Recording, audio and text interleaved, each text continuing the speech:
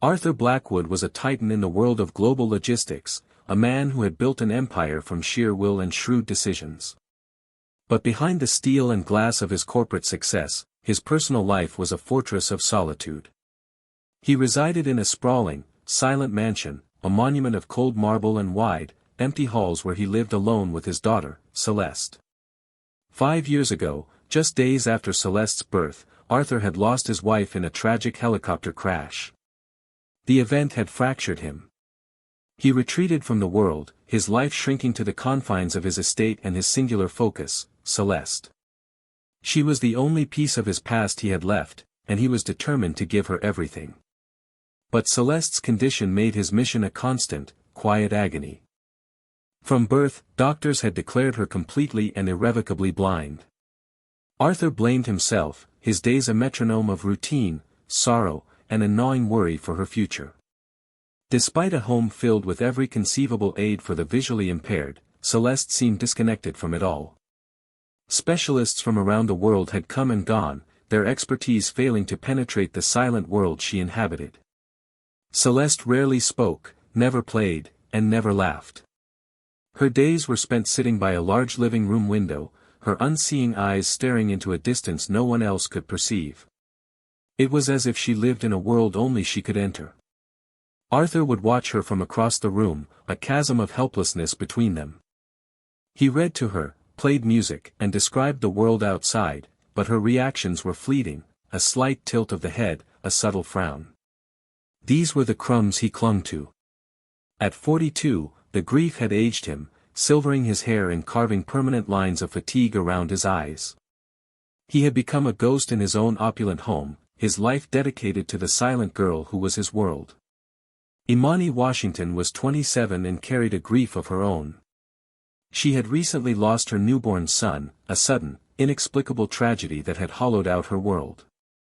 Living alone in a small apartment on the edge of the city, she saw an advertisement for a housekeeping position at the Blackwood mansion and applied without a second thought, desperate for a change of scenery, for a place where her own silence might feel less suffocating. When Arthur Blackwood opened the door himself, she was surprised. He looked tired and serious, his gaze observant but not unkind. He had interviewed several others, but they were either too talkative or visibly uncomfortable with the mansion's stillness.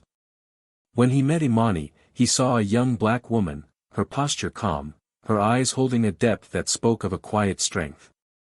She didn't try to impress him, she simply answered his questions with a soft directness.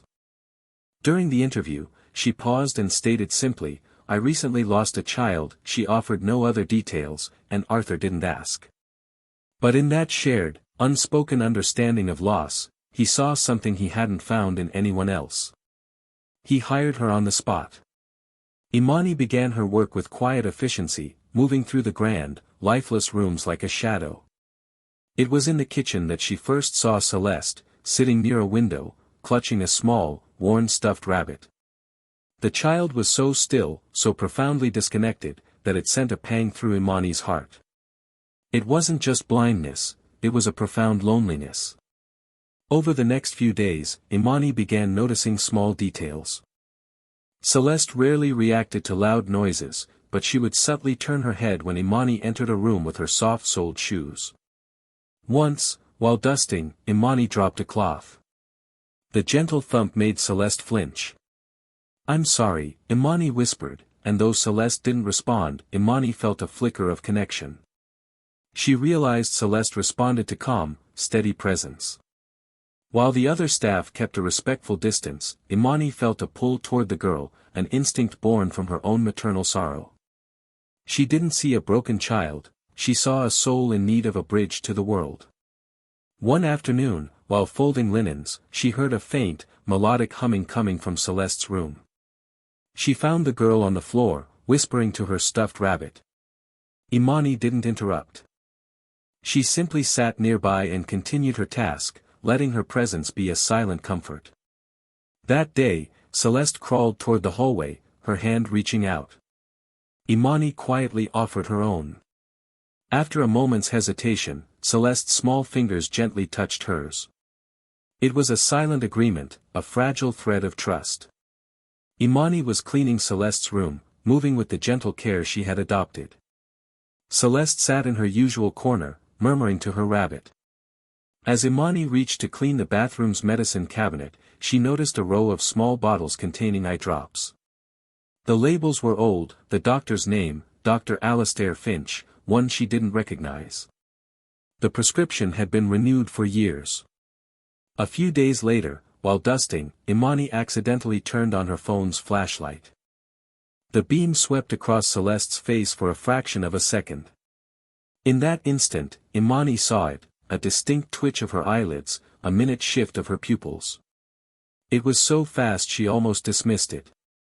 Her heart began to pound. Holding her breath, she turned the flashlight on again, this time waving it gently in front of Celeste's face. The girl didn't move her head, but her eyes flickered again, a faint, instinctual attempt to follow the light. This was no reflex. This was a reaction. Could Celeste see light? The doctors had said she was completely blind. A chill ran down Imani's spine. Looking at Celeste, who had returned to her quiet world, Imani felt a surge of protective determination. She didn't know what to do, but she couldn't ignore what she had seen. Something was deeply wrong. She began her own quiet experiments. A push of a curtain to let in a sliver of sunlight made Celeste turn her head. A shadow cast on the wall by Imani's hand caused the girl's eyes to follow. The responses were tiny, inconsistent, but they were there.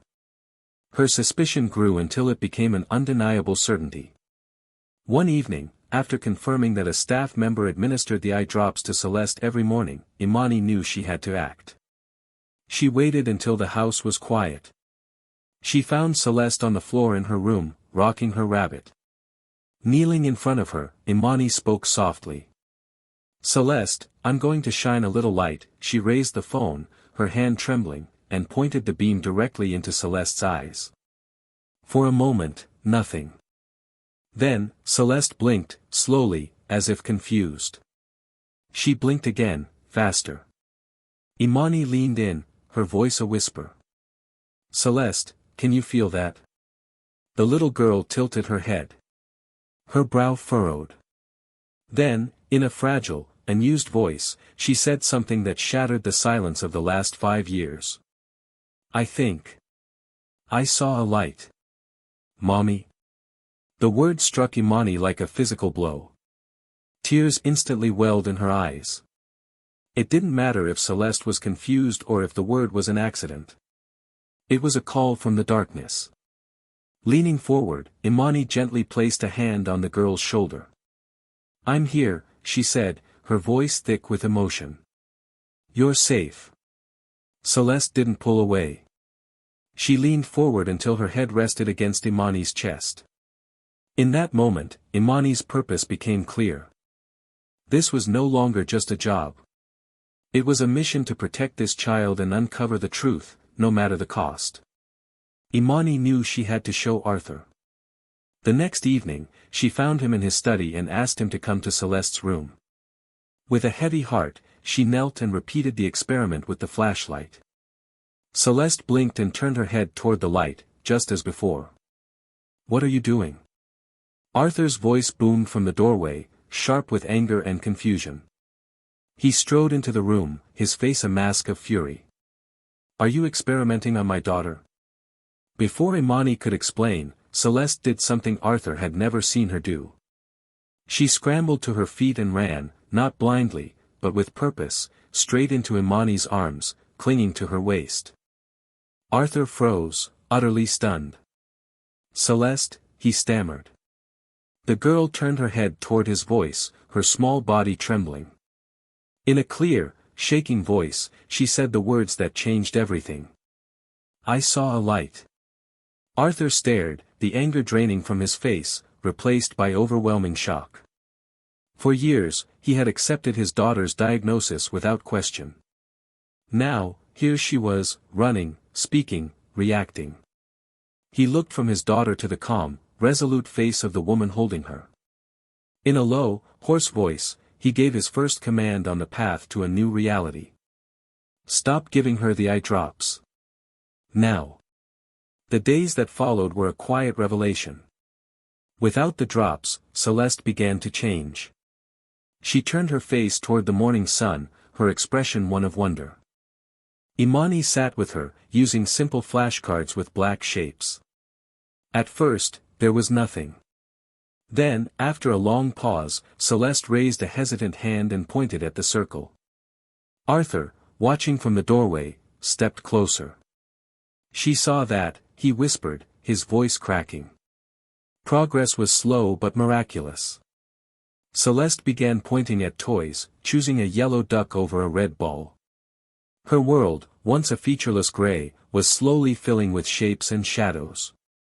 One evening, pointing at a blanket, she asked, "What color is that?"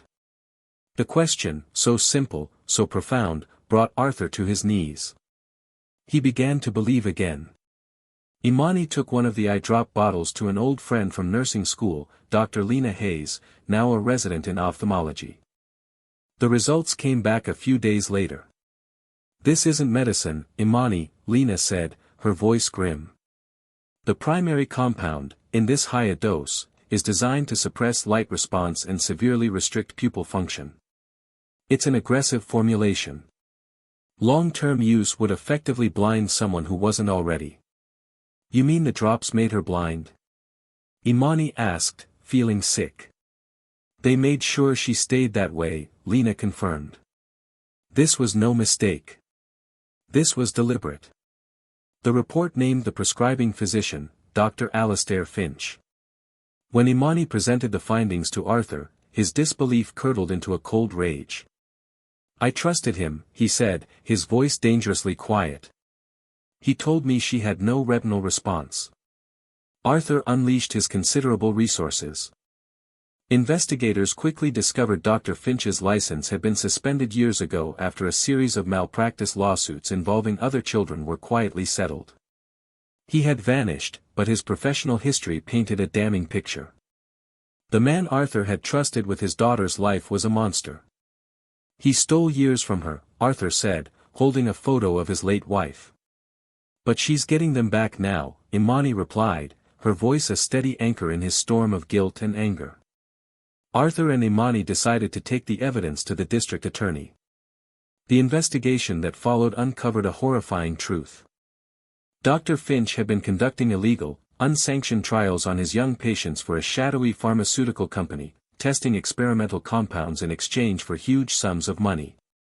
Celeste had been one of his test subjects. As the story broke, first locally, then nationally, more families came forward with similar stories. Dr. Finch was located living under a new identity, arrested, and brought to trial. Imani, the quiet housekeeper, became an accidental hero, her calm testimony inspiring a wave of public support. Richard stood by her, his initial guilt transforming into a relentless drive for justice. Through it all, a bond grew between them, forged in a shared mission to protect Celeste. It wasn't just a partnership, it was the slow, careful building of a new family. The trial was a landmark case. Dr. Finch was found guilty and sentenced to a long prison term, and the pharmaceutical company faced massive fines and sanctions. But for Arthur, Imani, and Celeste, the real victory was at home. The verdict closed a painful chapter and allowed them to focus on the future.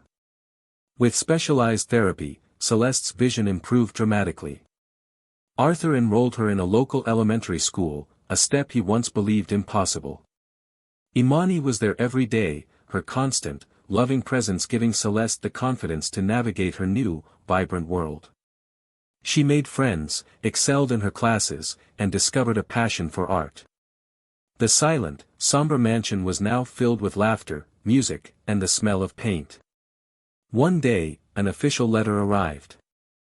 A National Children's Foundation was honoring Celeste for her incredible resilience. But the letter contained a surprise. Recognizing Imani's pivotal role, and with Arthur's full legal support, the foundation wanted to honor her as well, as Celeste's newly adoptive mother. Years later, Celeste, now a confident young woman, held her first art exhibition.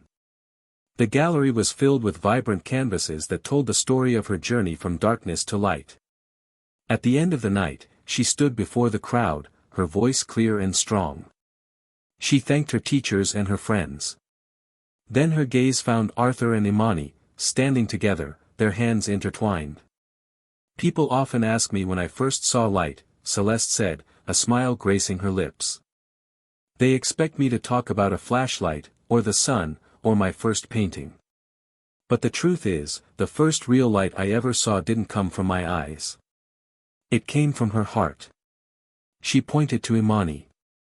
A wave of applause filled the room as Imani, tears streaming down her face, was embraced by Arthur and the daughter they had saved together.